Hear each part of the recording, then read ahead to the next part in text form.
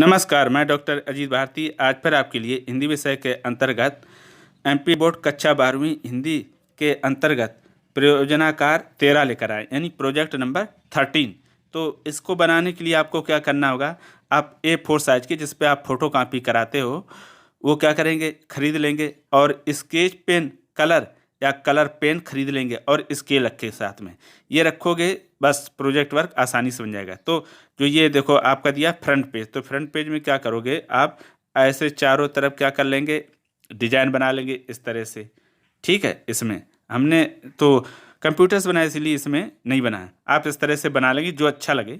मैंने कईयों में बनाया भी है। तो सबसे फिर उसके बाद आप सबसे पहले अपना लिख देंगे स्कूल का नाम, जैसे मैंने लिखा है संस्कार उच्चतर माध्यमिक विद्यालय रीवा उच्चतर, ठीक, मध्य प्रदेश। फिर उसके बाद उसके नीचे हम एक बॉक्स बना के इस तरह से लिख देंगे प्रायोजना होगा प्रायोजनाकार 13, आपका जो भी नंबर है वही लिखेंगे।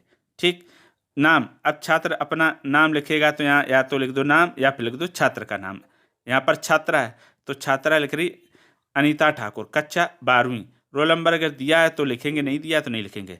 विषय हिंदी, तो ये लिखेंगे और उसके नीचे हमने लिख दिया शीर्षक, तो 2 संवाद लेखन, यानी शीर्षक में 2 संवाद लेखन दिए जो एमपी बोर्ड ने सुझाए हैं।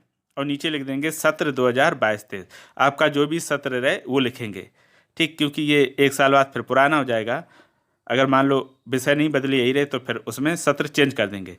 तो प्रश्न किस प्रकार से बोर्ड ने पूछा है, तो दूसरे पेज में लिख देंगे प्रायोजनाकार 13 और नीचे लिख देंगे प्रश्न नंबर 13 का अध्यापक और शिष्य के बीच गृह कार्य को लेकर 5-5 संवाद लिखिए। ठीक है, और नीचे देखो उन्होंने क्या कहा, अध्यापक और शिष्य के बीच गृह कार्य को लेकर 5-5, और यहाँ पर बना दिया चित्र। मान लो ये अध्यापक है और ये शिष्य है और दोनों आपस में संवाद कर रहे हैं।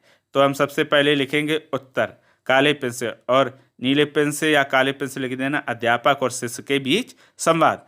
फिर हम बारी बारी से लिखना शुरू करेंगे। काले पेन से हम अध्यापक डाल देंगे हेडिंग और काले पेन से ही लिख देंगे शिष्य। अब बारी बारी से दोनों का संवाद लिखते हैं। तो गृह कार्य से संबंधित संवाद। अब अध्यापक कहता है विवेक तुम कल विद्यालय क्यों नहीं आए थे, तो शिष्य कल मैं पिताजी के साथ अस्पताल चला गया था।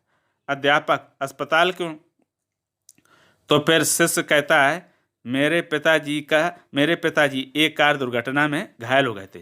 अध्यापक कहता अब वो कैसे हैं, शिष्य कहता बायां पैर फ्रैक्चर हो गया, डॉक्टर साहब ने कहा घबराने की बात नहीं है, शीघ्र ठीक हो जाएंगे।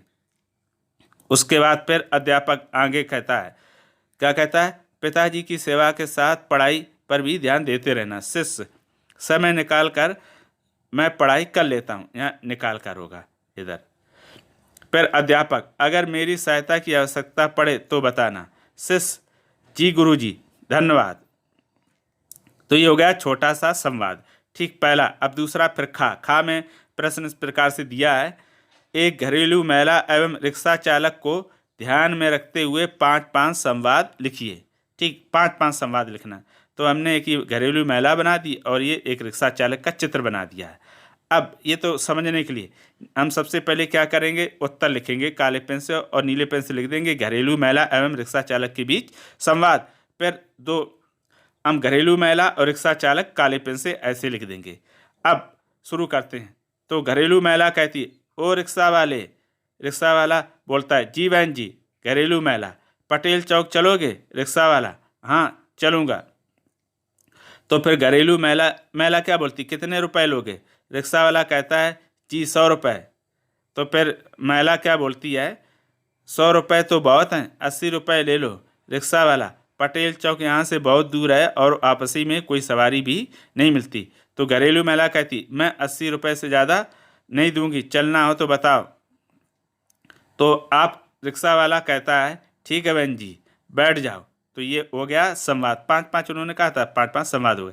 तो ये आपके बोर्ड द्वारा सुझाए गए जो प्रश्न थे संवाद से संबंधित, उनके हमने उत्तर लिख दिए।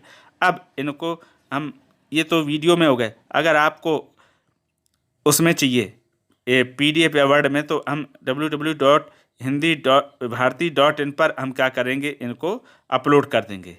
ठीक है, तो यहाँ से आप प्राप्त देख भी सकते हो, पढ़ सकते हो और लिख भी सकते हो। तो ये हो गया आपका प्रोजेक्ट नंबर 13 कक्षा 12वीं MP बोर्ड मध्य प्रदेश। तो ये हो गया। ठीक, अगर इसमें किसी प्रकार का कोई डाउट हो, प्रश्न हो तो कमेंट करके हमें अवश्य बताइएगा। तो फिर आज के लिए इतना ही। अब हम फिर मिलेंगे किसी नए विषय के साथ, तब तक के लिए धन्यवाद।